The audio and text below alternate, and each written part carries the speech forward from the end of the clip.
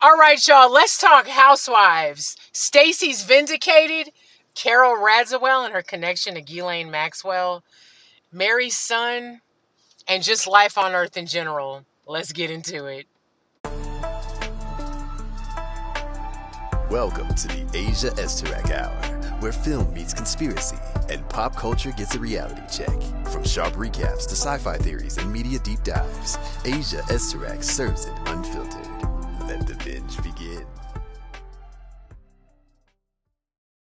All right. Welcome back to the Asia Esterak Hour. I'm sorry if this is going to be a little bumpy, but we in the car today, y'all. Anyway, my apologies for all my late reviews this past week. We the company that I work for, we actually closed 2 locations and we've merged everything. So I've been running around like a crazy person for the past 2 weeks and just haven't had the time that I normally would have to do reviews. But anyway, I wanted to do a check-in and I'm going to fix this. Hold on.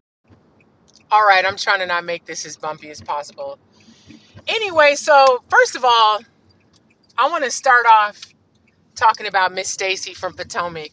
So I did my review late, and in my review, I didn't know that Monique had vindicated Stacy with that recording. So kudos to Stacy. Again, I have no problem apologizing. I apologize to Stacy. I drug her ass all season. I still think she lies about a lot of shit, but it seems that she wasn't lying about the stuff with Chris. Here's my question. Was it Cookie or was it Kay? Kay, I love you, but you would talk to Cookie, and we know how Cookie is with Monique. I don't know. This is so bumpy. I'm sorry, y'all. But I'm glad that Stacy was vindicated because I like Stacy. I don't think she's very trustworthy, but I do like her for this show. All right. Hopefully this doesn't jump as much. Anyway, I'm over here getting some lunch from Hardee's or Carl's Jr. for all you West Coasters. But anyway, so I'm glad that Stacy was vindicated. I like Stacy, but I think she got a truth problem. You got lucky this time, girl. But anyway, did anyone catch who the person was on the audio?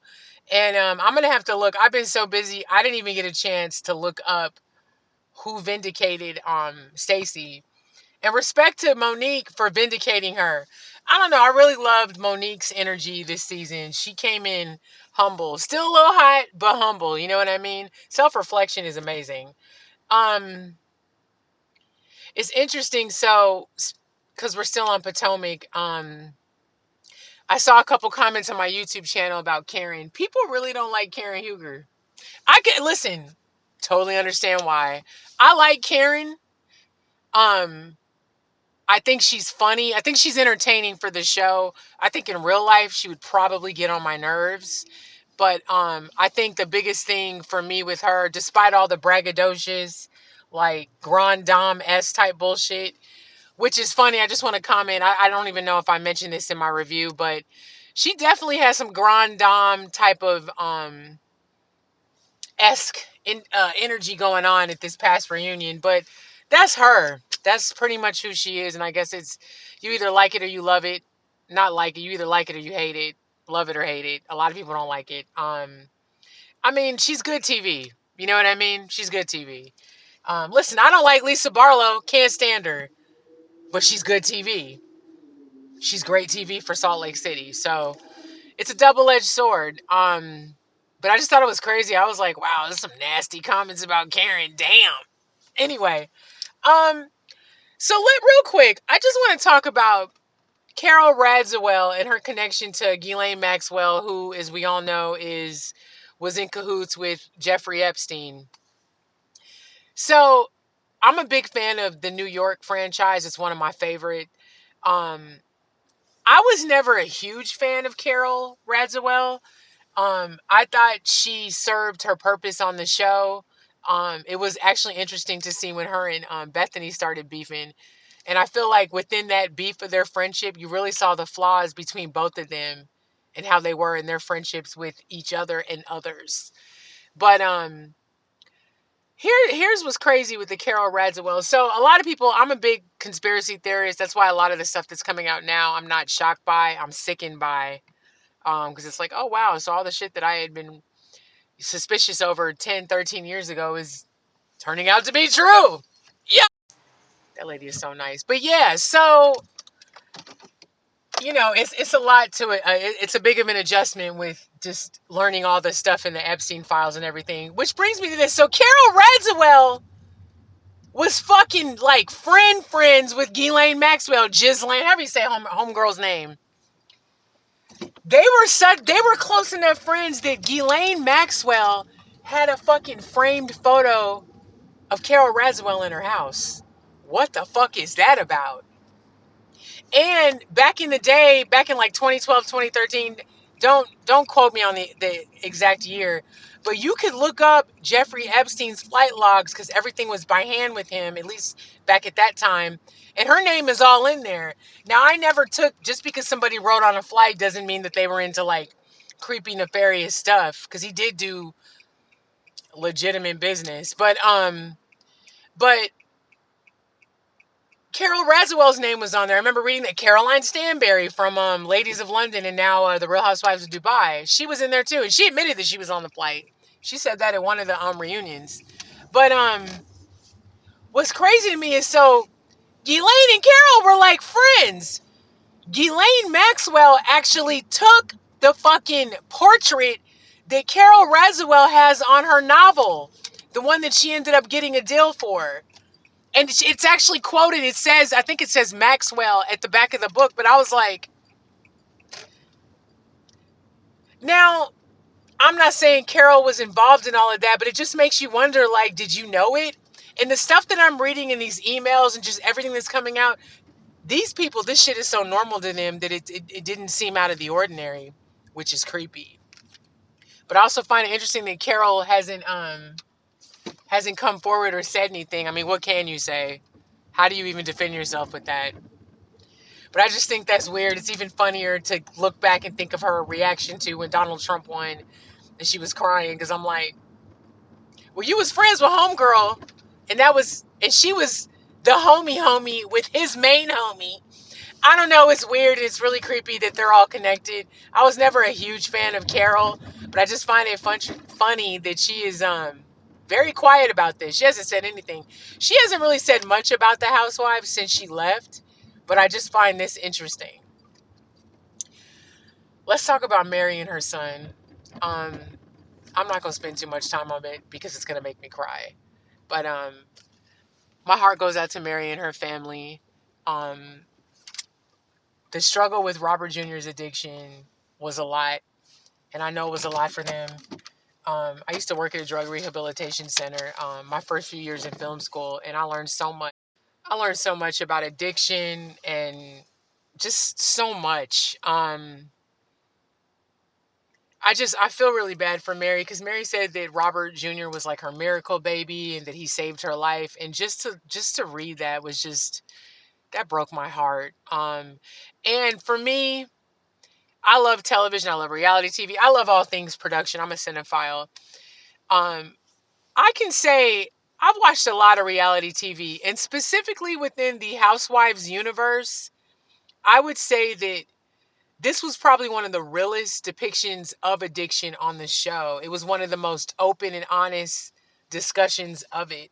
I think the closest we got to this, and I'm using the word close loosely, was probably on Orange County when Lori's son was going through it, who I believe since has passed on. So, again, send my condolences to them as well. Addiction is no joke.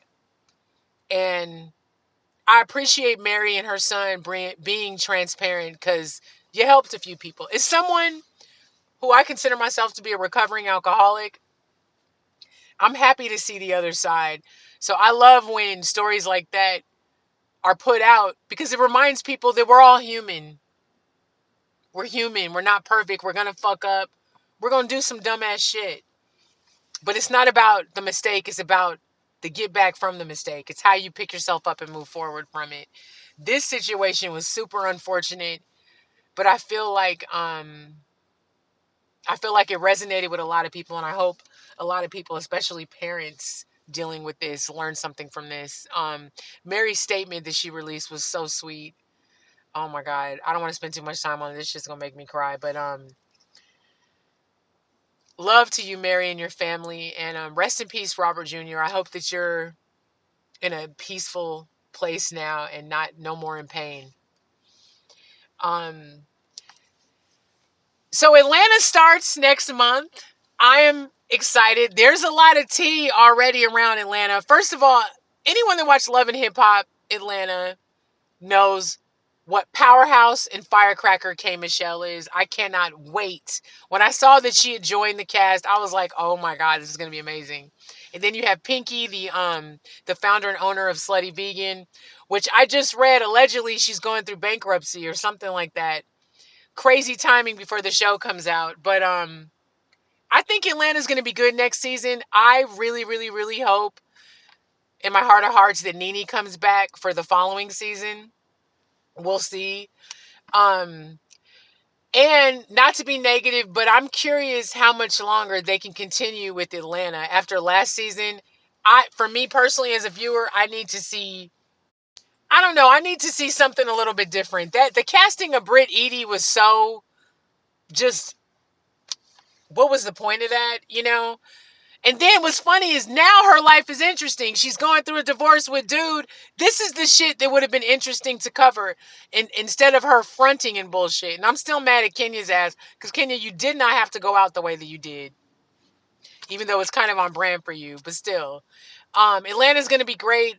Um, I'm lagging on my reviews for Beverly Hills this season. I am enjoying it's starting to get interesting. Last week's episode was good. I didn't do my review. I'm probably going to combine them this week. It was definitely a continuation of the one before that. This season is a different slow burn, but I feel like we're getting into more of the personal, even though we do that anyway, but I think even more of the personal with the women. I don't know. All the housewives so far this year, it's like the energy and the vibes are totally different. I was reading yesterday that there's a big shakeup with the New York cast, the recast of the New York cast. Um, I'm curious what they're going to do with that. But all in all, I just want to thank everybody for watching me and supporting me. I appreciate y'all. As soon as I get all this stuff with my company stuff, I'll definitely be more consistent. But I just wanted to check in. You know, the world is crazy right now. And how are y'all doing? How is everybody's mental health holding up during this craziness? Um, I try to just drown myself in non-reality like television, movies, books, TV, stuff like that.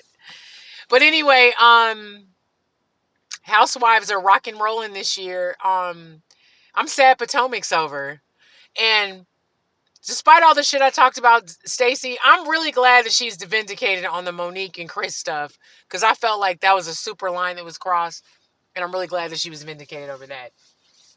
Stacey, you still got a lot of explaining to do on other shit, but it don't matter, girl. We still like you. Anyway, thank you so much for watching. Stay nice to each other. Stay hydrated. It is finally getting warm here in Maryland. It is 71 degrees today. Oh my God. Anyway, you guys be awesome. Stay great. And I'm going to go return these videotapes.